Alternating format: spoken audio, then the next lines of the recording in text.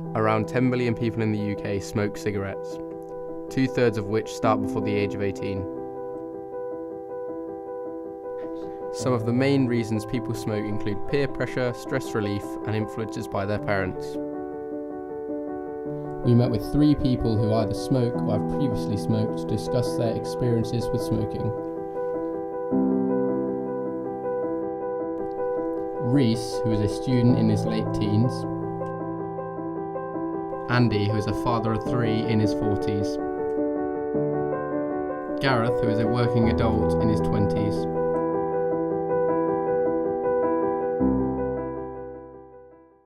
So when I was in my first year of college, I hung out with people who also smoked, and they would always go out in between lessons and have a cigarette, and then I had one, and then I just started smoking because I found that it relieved a lot of the stress that I had at the time. Well, when I first started work, when I was 16, I used to go to college in the evenings, and we used to go to the pub, and we used to socialise, and a lot of the people that I socialised with, they were smoking. So I started, and it didn't stop for a while. I genuinely don't really know. I think I may have been indirectly peer pressured without realising it. But I think it may have also been that being at university away from my parents gave me a sense of liberation, and I knew that my parents didn't want me to smoke. My mum once told me that she'd rather I be gay than a smoker. And then from that point onwards, it just became a crutch. Like originally it was just at parties I would smoke. I could make a pack of 20 last 6 months because I would have like 3 at a party every now and then. And then eventually I started needing one for the hangover as well. And then before I knew it, then when my divorce happened, it became a regular thing. I became a smoker. I'm fully aware of the health risks and what they could do to me, but I figure life's too short to restrain yourself by things like health and well-being.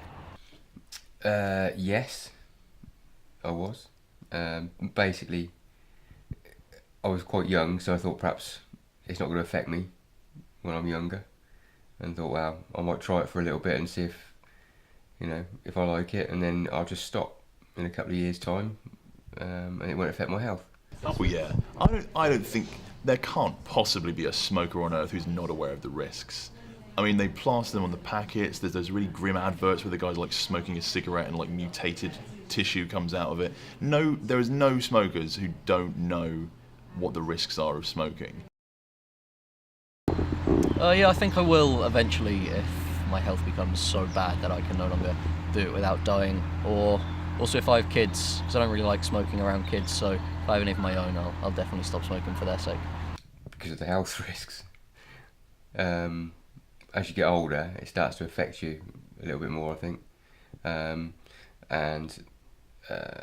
When you start having a family, people rely on you, so you have to have your health. Money. Because I finally got to the point where I had to buy Baccy instead of straights, if the viewers know the difference between those two things. And I just had to sit on a production line and roll about 100 in a row, because I knew the method, I just didn't know how to do it very well.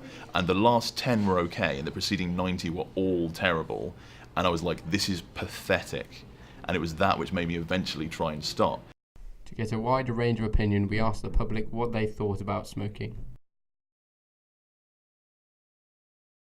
When it comes to smoking, I think people can have the freedom of choice to do what they want, and if they feel like they want to smoke, then they can smoke. Well, personally, I don't smoke, so I'm kind of against it, but I don't have a problem with people who do smoke. Smoking, I think it should be a personal choice. I don't disagree with people smoking, obviously, but like, people shouldn't just start for the hell of it. I don't really have an opinion. I just think that if you want to smoke, then you can smoke. Like, obviously it's bad for your health and stuff, but we will die anyway, so... It's alright, let people live their life. It's not hurting anyone, unless people breathe it in.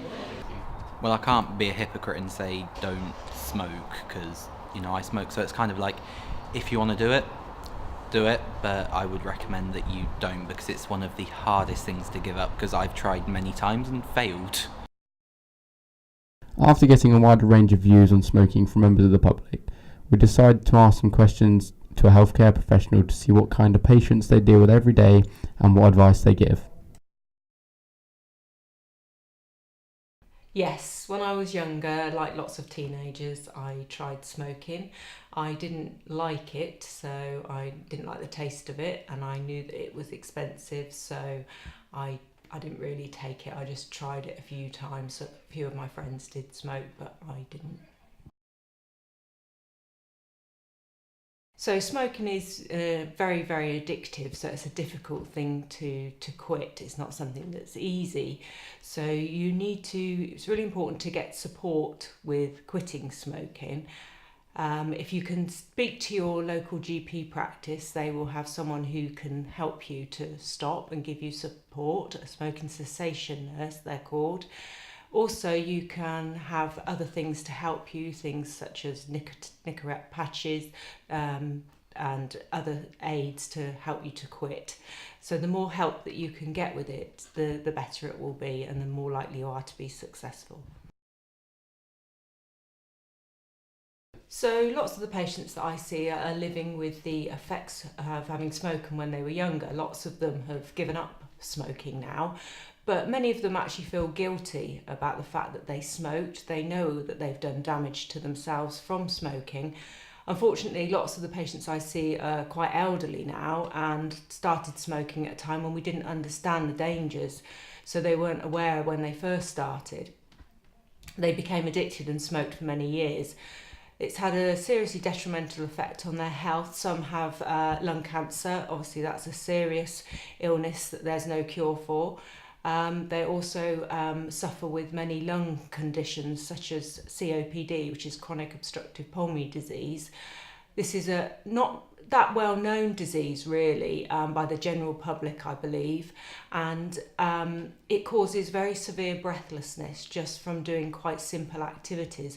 It has a really detrimental effect on many people's way of life. It severely restricts what they're able to do with their lives and can ultimately lead to them having to spend their lives on oxygen. After gathering lots of information and opinions, it seems all smokers and ex-smokers were aware of the health risks, which begs the question, why is this still happening?